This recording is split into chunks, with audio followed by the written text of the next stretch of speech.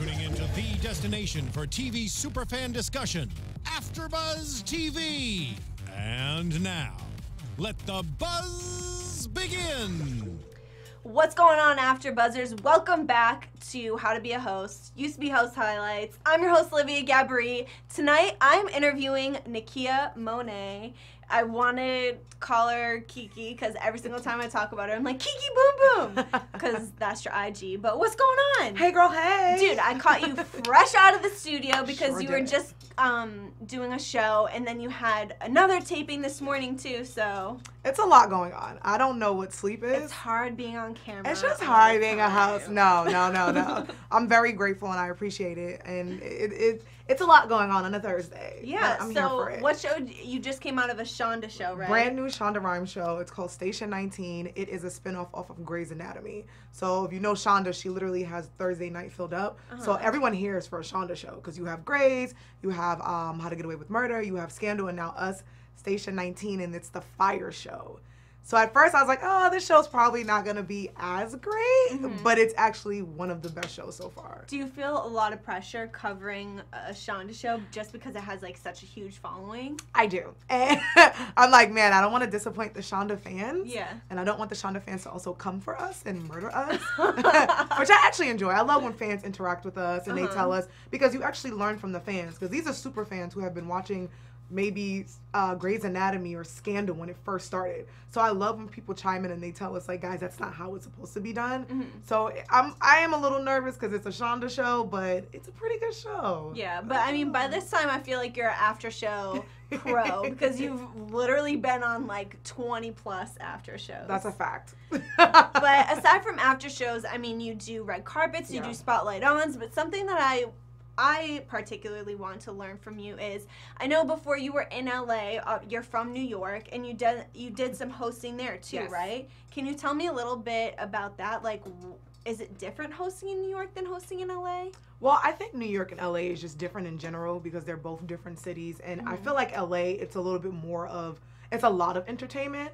But when I was in New York, I was PAing at first, and I got into the production side, which really wasn't like my first love, but I knew I wanted to host. So a friend of mine hooked me up with these girls, and he's like, I think you would do really great with them. They have a great online network show called What Would a Man Do? It was actually pretty dope. So I got the chance to learn, and it was 4 amazing girls. I got the chance to learn and work with them, but at the same time, they gave me the opportunity. So if they were doing interviews, Cece, who's the host, shout out to Cece, hey girl, she would be like, hey Nakia, we're interviewing someone. How about you interview someone for a post interview just to get my feet wet? And I was like, wow, that's amazing because that's something that she doesn't have to do. Right. At the same time, she would be like, hey, I'm doing a red carpet. I'll do camera, you do red carpet. So that's how I started to get my feet wet. And then I would do my own things on the side. So New York is a little bit different because I just feel like LA is just more. It's a lot more. Whereas New York, it's a little bit more spread out.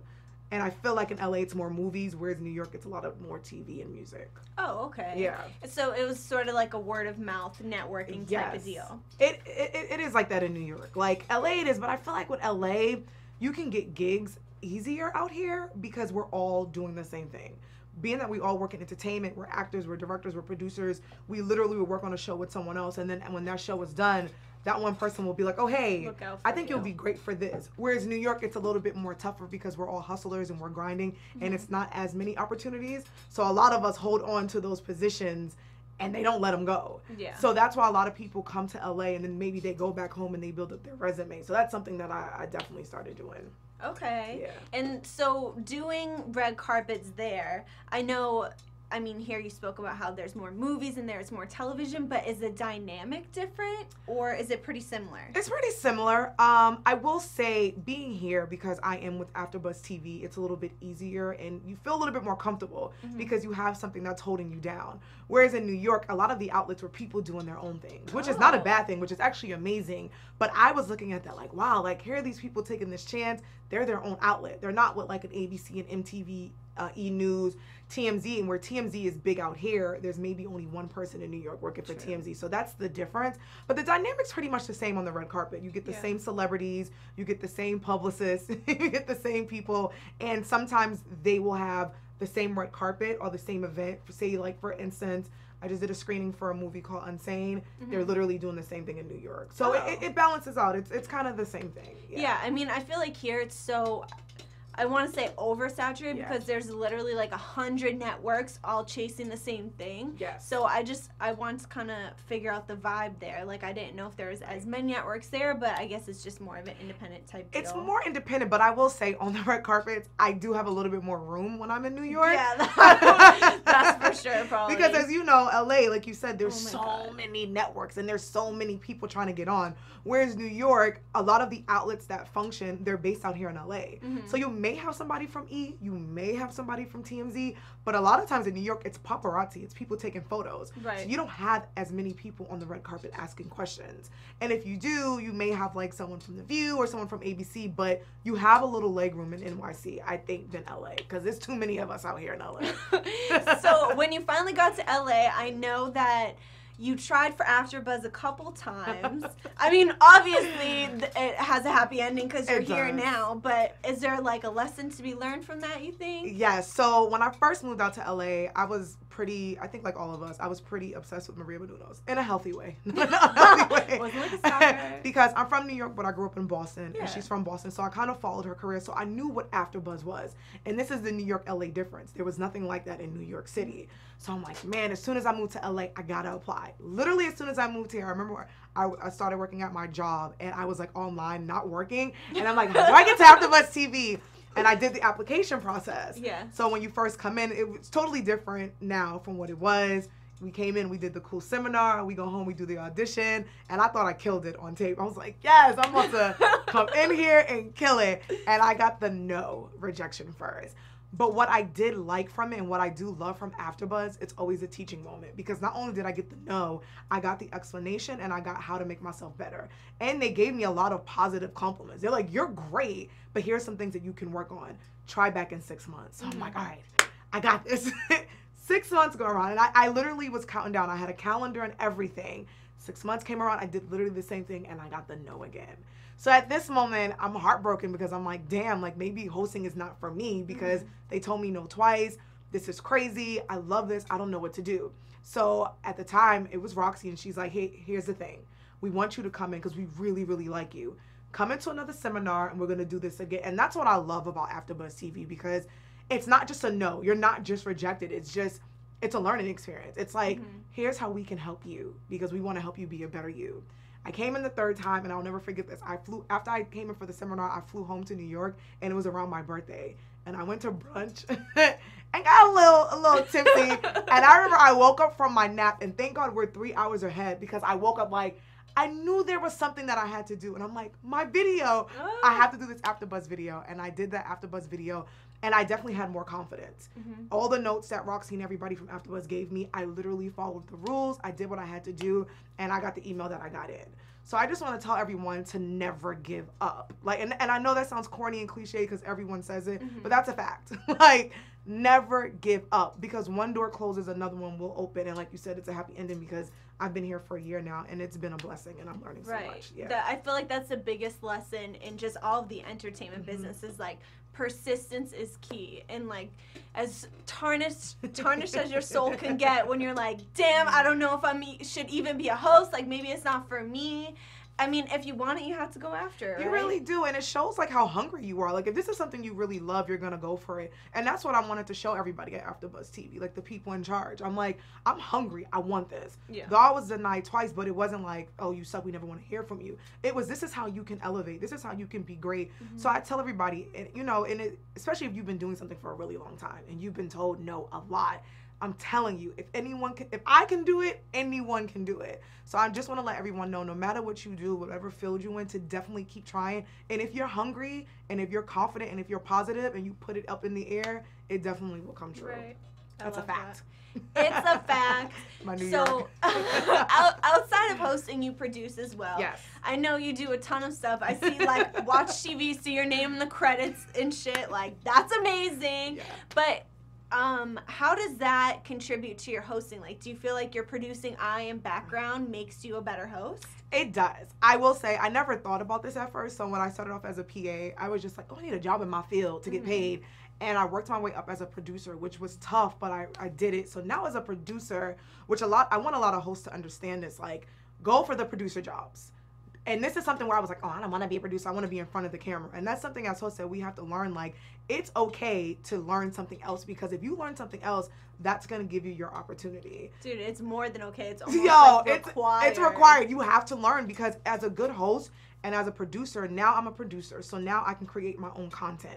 I can edit now. I can edit my own videos. I don't have to wait for anybody. Whereas 5 years ago, I had to ask people, and I don't like to ask nobody for anything. I'm super independent, only child. I like to do everything on my own. So now as a producer, I will say though, now when I'm watching certain things on television and I'm doing certain things, as I have my producer eye, and I'm literally like, oh, that's how they did it. Nope, that's how they do it. But as a host, I encourage everyone to try producing or even production assistant or associate producer work, because now if you can't get the jobs that you want, you can create your own lane. You can create your own content. All you need is a camera, a phone, a tripod, and put that bad boy up on Instagram and YouTube, and you're good. That's and now you have a producer credit. Huge. That's huge. And I think that's something that we learn here, especially at AfterBuzz. But I love that you just said that, because a lot of people think that, oh, I want to be a host, so I need to be in front of the camera. No, especially nowadays, you need to know how to do it all. You need to know how to produce. You need to know how to write. You have to shoot. You have to edit. You have to learn about lighting and everything else. Yeah. And another thing is you know how you were denied before. That happens to a lot of people. You're not going to get an opportunity right out the gate, so it's almost like you have to create your own opportunity. Yes. So with that being said, I know you've been working on creating your own content. Can you speak a little bit about that? Yeah, so definitely now that I'm producing, and I'm working on a lot of docuseries and a lot of documentaries and a lot of music, because music is also my first love, and so is hosting. So I'm creating my own content where it's going to do something with probably interviewing and hosting something like this, something to do with music, and also working on a podcast as well, because at first radio wasn't really my first love, but people would be like, yo, you have such a dope voice. I it's feel super like deep. I could, even just your personality, it's like, I feel like you would thrive there. They're like, why don't you do radio? And the crazy thing is, my dad's a stand-up comic, and he also does radio. So a lot of people were shocked that I didn't take that at first, because at first I was like, I just want to be in front of the camera. So I will say, getting older, I'm definitely learning, like, bro, there's so many different things that you can do. So I'm getting into the radio side of it. I'm coming up with my own podcast. So I'm definitely working on something and trying to be more creative and doing my own interviews as well. Yeah. And still being at AfterBuzz, of course. Of course. And outside of the red carpets and the after shows here, you do spotlight ons too, which are just like one-on-one interviews. And you recently had a spotlight on. Who did you do? Yes. Don't kill me, I totally forgot his name, but it's from a great sci-fi show that comes on Netflix, and totally forgot that as well. I'm a horrible host. It's been a long day, guys, but I will say his name's gonna come to me after, so I'll probably fill that in. The Spotlight On thing is super amazing, because it is a one-on-one with you and the actor, singer, or director, EP, PA, so anyone on set, and it's definitely picking their brain about something that you want to learn. And the AfterBuzz shows that we do are fun, but we have the panel of 4. But sitting across from someone kind of like this and getting to know them, and this is a sci-fi show. I've never really watched sci-fi. I never was really into sci-fi, and I was nervous because sci-fi fans are very committed.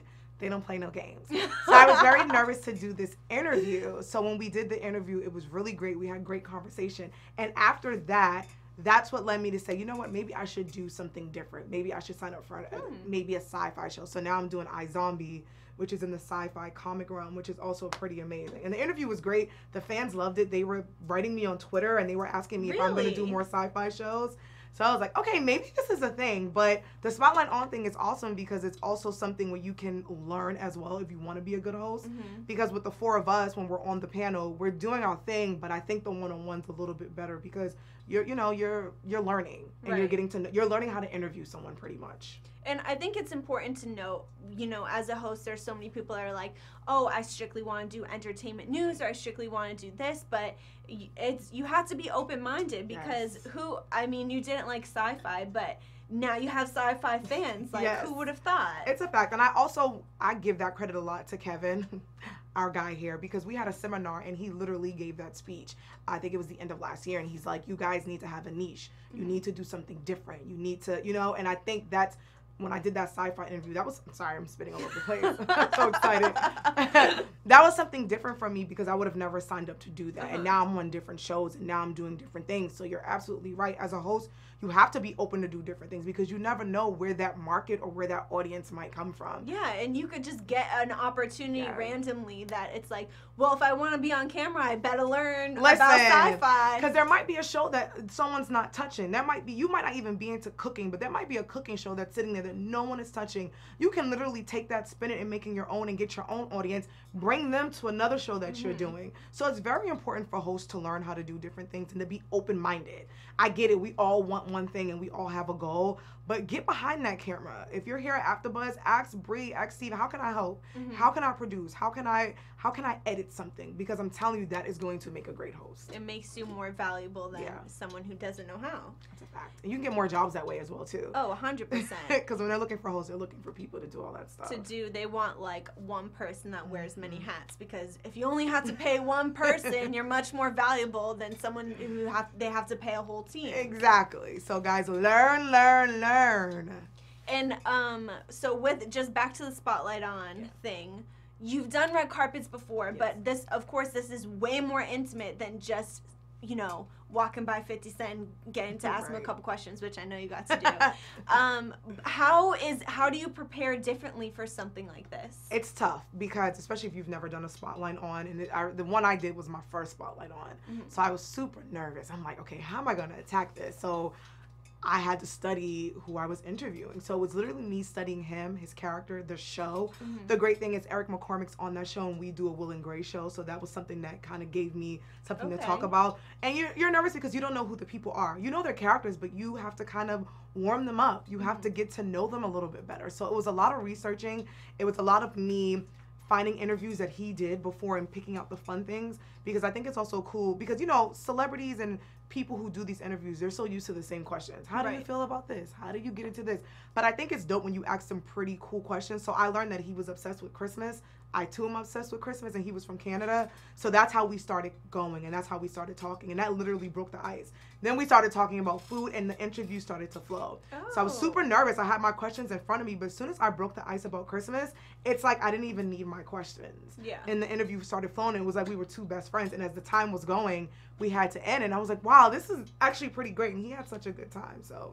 Yeah, that's what we learn here at AfterBuzz too, is like you want to be unique and you want that person to remember you. As you said, you know, this guy has been in so many interviews talking about the same thing. Like, why does he want to, you know, what's going to make you stick out? Exactly. So I love that you found that little like Christmas tidbit, because then not only are you like building a relationship with him, but you're becoming comfortable, and it's just conversational. Yeah. And I feel like it's more entertaining that way. And it's more fun, and we laughed a lot. We talked about food, and we talked, I'm the only child, but he has brothers and sisters. Like it was a really good interview, and I was nervous at first going in because I did all this research.